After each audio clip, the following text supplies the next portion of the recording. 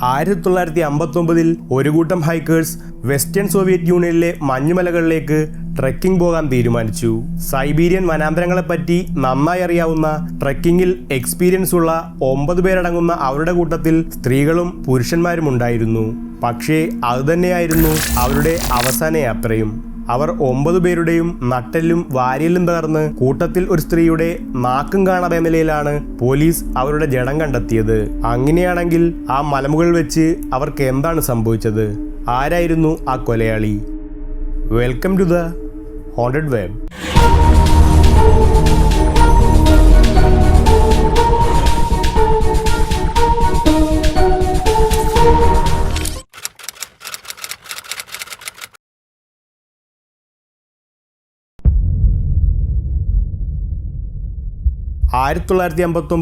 ജനുവരി 23 Soviet യൂണിയനിലെ Ural പർവ്വതങ്ങളെ ലക്ഷ്യമാക്കി 10 പേരടങ്ങുന്ന അവരുടെ സംഘം ട്രെയിൻ കയറി.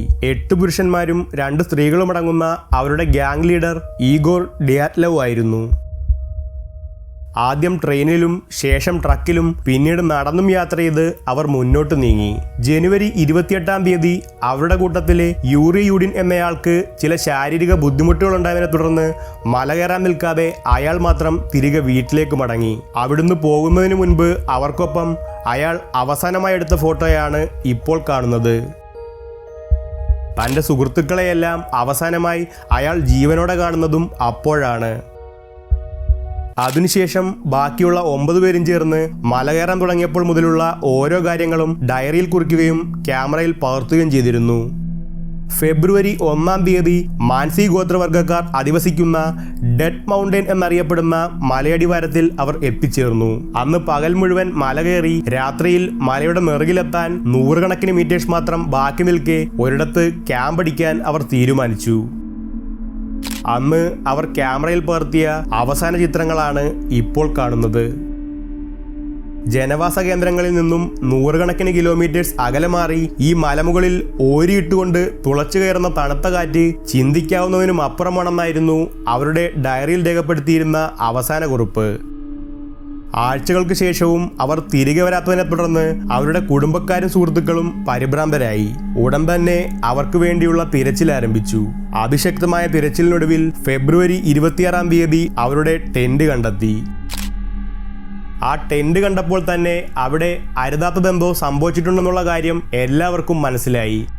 ടെന്റിനുള്ളിൽ അവരുടെ സാധനങ്ങളെല്ലാം ചിട്ടയായി അടുക്കി വെച്ചിട്ടുണ്ടായിരുന്നെങ്കിലും ടെന്റ് അതിനുള്ളിൽ നിന്നും കത്തികൊണ്ട് കുത്തിക്കീറിയ നിലയിലായിരുന്നു. ടെന്റിനുള്ളിൽ നിന്നും അവർ 9 പേരും താഴെയുള്ള മരക്കൂട്ടത്തിനടുത്തേക്ക് പോയതിൻ്റെ കാൽപ്പാടുകൾ അവിടെ വ്യക്തമായിരുന്നു.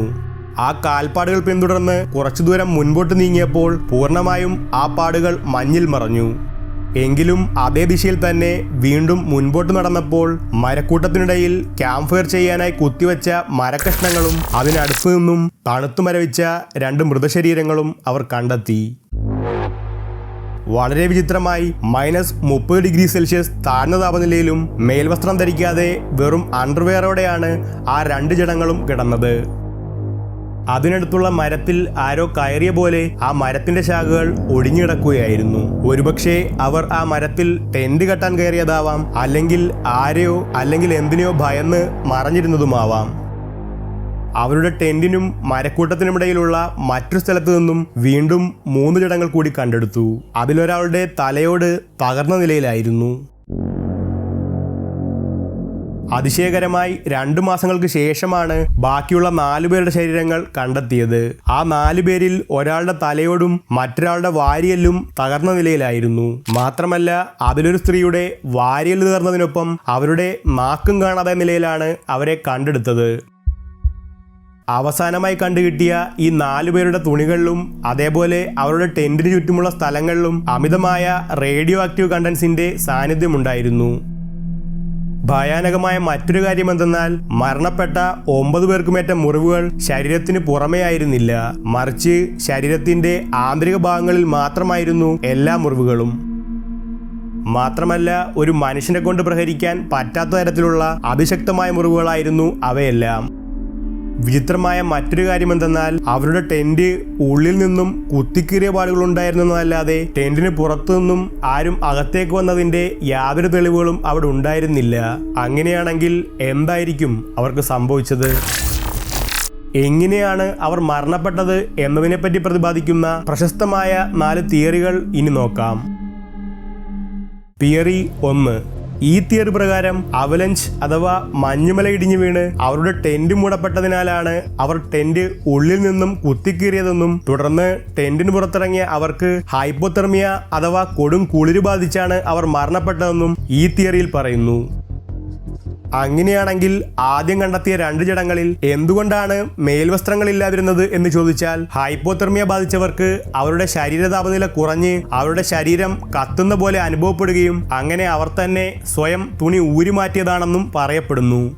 ഇതേപോലെ ഹൈപ്പോതെർമിയ ബാധിച്ച് മരണപ്പെട്ടവരുടെ കേസുകളിൽ കൂടുതലും അവരുടെ ശരീരത്ത് തുണിയില്ലാത്ത നിലയിലാണ് കണ്ടെത്തിയിട്ടുള്ളത്. ഈ പ്രതിഭാസമാണ് പാരഡോക്സിക്കൽ അൺഡ്രസ്സിംഗ്. പക്ഷേ എന്തുകൊണ്ടാണ് അവിടെ റേഡിയോ ആക്റ്റീവ് കണ്ടന്റ് കാണപ്പെട്ടത് എന്നതിനും എങ്ങനെയാണ് ഒരു സ്ത്രീയുടെ നാക്ക് കാണാതെ പോയത് എന്നതിനും ഈ തിയറിയിൽ ഉത്തരമില്ല. തിയറി 2. സോവിയറ്റ് യൂണിയൻ നടത്തിയ മിസൈൽ പരീക്ഷണമാണ് അവരുടെ മരണകാരണമെന്നാണ് ഈ തിയറിയിൽ പറയുന്നത്. അവർ 9 പേരുടെയും ശരീരം പോസ്റ്റ്മോർട്ടം ചെയ്ത ഡോക്ടേഴ്സിൽ ഒരാൾ അഭിപ്രായപ്പെട്ടത് അവർക്കേറ്റ മുറിവുകൾ ഒരു സ്ഫോടനം കാരണമാകാനുള്ള സാധ്യത വളരെ കൂടുതലാണ് എന്നാണ്. പക്ഷേ അങ്ങനെയൊരു സ്ഫോടനം അവിടെ ഉണ്ടായതിന്റെ തെളിവുകളോ സോവിയറ്റ് യൂണിയൻ അങ്ങനെയൊരു മിസൈൽ ടെസ്റ്റ് നടത്തിയതിന്റെ റെക്കോർഡ്സുകളോ ഉണ്ടായിരുന്നില്ല. അവരുടെ കൂട്ടത്തിൽ നിന്നും ശാരീരിക ബുദ്ധിമുട്ടുകൾ കാരണം മല കയറാതെ തിരിച്ചുപോയ യൂണിയനായിരുന്നു അവരുടെ ക്യാമ്പ് തിരിച്ചറിയാൻ പോലീസിനെ സഹായിച്ചത്. ഈ തിയറി സത്യമാണെന്നാണ് അദ്ദേഹം വിശ്വസിക്കുന്നത്. കാരണം അവർ ക്യാമ്പ് ചെയ്ത സ്ഥലത്ത് അവർ 9 പേരുടേതല്ലാത്ത പട്ടാളക്കാർ ഉപയോഗിക്കുന്ന തരം തുണികളും സൺഗ്ലാസുകളും ഉണ്ടായിരുന്നെന്നും ആയതിനാൽ പോലീസ് അവരുടെ ജഡങ്ങൾ കണ്ടെടുക്കുന്നതിന് മുൻപ് തന്നെ സൈന്യം അവിടെ വന്ന് ചില തെളിവുകൾ നശിപ്പിച്ചിട്ടുണ്ടെന്നുമാണ് അദ്ദേഹം പറയുന്നത്. പക്ഷേ എങ്ങനെയാണ് ഒരു പെൺകുട്ടിയുടെ നാക്ക് കാണാതായത് എന്ന ചോദ്യത്തിനും എന്തുകൊണ്ടാണ് 2 ജഡങ്ങൾ നഗ്നരായി കിടന്നത് എന്ന ചോദ്യത്തിനും ഈ തിയറിയിൽ ഉത്തരമില്ല. തിയറി 3. യതി എന്നറിയപ്പെടുന്ന ഭീകരജീവിയാണ് അവർ 9 പേരെയും കൊലപ്പെടുത്തിയത് എന്നാണ് ഈ തിയറിയിൽ പരാമർശിക്കുന്നത്. നേപ്പാളിലെയും ടിബറ്റിലെയും നാടോടിക്കഥകളിൽ പരാമർശിക്കുന്ന മഞ്ഞിൽ വസിക്കുന്ന ഭീകരരൂപിയാണ് യതി. പകുതി മനുഷ്യനും പകുതി മൃഗവും എന്ന് പറയപ്പെടുന്ന യതി ഉണ്ടോ എന്നത് ഒരു തർക്ക വിഷയമാണ്. 2014 ഡിസ്കവറി ചാനലിൽ 2 മണിക്കൂർ നേരം റഷ്യൻ യതി കിൽഡ് ഹൈക്കേഴ്സ് എന്നും ചർച്ച ചെയ്യപ്പെട്ടു. പൊതുവെ ശാന്തനും മനുഷ്യ സമ്പർക്കം ഒഴിവാക്കുന്നതുമായ ഒരു ജീവിയാണ് യതി എന്നും പറയപ്പെടുന്നു. ഈ തിയറി വെച്ച് നോക്കിയാലും യതി അവയുടെ കാൽപ്പാടുകൾ മറയ്ക്കുവാനും മാത്രം ബുദ്ധിശക്തിയുള്ള ഒരു ജീവിയല്ല എന്നും പറയപ്പെടുന്നു. ഒരു സ്ത്രീയുടെ കാണാതായ നാക്കും അവർക്കേറ്റ ശക്തമായ മുറിവുകളും ഈ തിയറിയുമായി ഒത്തുപോകുമെങ്കിലും ക്യാമ്പേരിയ മുഴുവൻ റേഡിയോ ആക്റ്റീവ് ആയതിനുള്ള കാരണം ഈ തിയറിയിലില്ല. തിയറി 4. അവസാനത്തേതും വളരെ പ്രശസ്തവുമായ തിയറി ഇതാണ്: ഏലിയൻസ്. ഈ തിയറി സത്യമാവാനുള്ള സാധ്യത വളരെ കൂടുതലാണ്. മാത്രമല്ല ഇതിന് ചില ദൃക്സാക്ഷികളുമുണ്ട്. 1959 ഫെബ്രുവരി മാസം രാത്രിയിൽ ആ സ്ഥലത്ത് ചലിക്കുന്ന ഒരു പ്രകാശഗോളത്തെ പലരും കണ്ടതായി സാക്ഷിമൊഴികളുണ്ട്.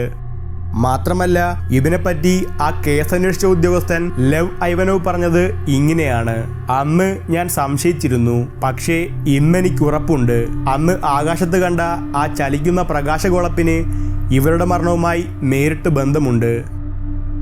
ക്യാമ്പേരിയ മുഴുവൻ റേഡിയോ ആക്റ്റീവ് കണ്ടന്റ് കാണപ്പെട്ടതിനും അവർക്കേറ്റ ശക്തമായ മുറിവുകൾക്കും ഒരു സ്ത്രീയുടെ നാക്ക് കാണാതായതിനുമുള്ള കാരണം ഈ തിയറിക്ക് നൽകാനാകും. മാത്രമല്ല ഈ കേസ് എത്രയും പെട്ടെന്ന് ക്ലോസ് ചെയ്യാൻ സോവിയറ്റ് യൂണിയൻ ഒഫീഷ്യൽസ് ആവശ്യപ്പെട്ടു എന്നതും എടുത്തു പറയേണ്ട ഒരു കാര്യമാണ്. ഒടുവിൽ അജ്ഞാതമായ ഒരു വലിയ ശക്തി കാരണമുള്ള മരണം എന്ന് റിപ്പോർട്ട് എഴുതി അധികാരികൾ ഈ കേസ് ക്ലോസ് ചെയ്തു. ഈ സംഭവം നടന്ന് 66 വർഷങ്ങൾ കടന്നുപോയിട്ടും ഇന്നും ഉത്തരം കിട്ടാത്ത ഒരുപാട് ചോദ്യങ്ങൾ അവശേഷിപ്പിച്ചുകൊണ്ട് ദ കേസ് റിമെയിൻസ് അൺസോൾവ്ഡ്.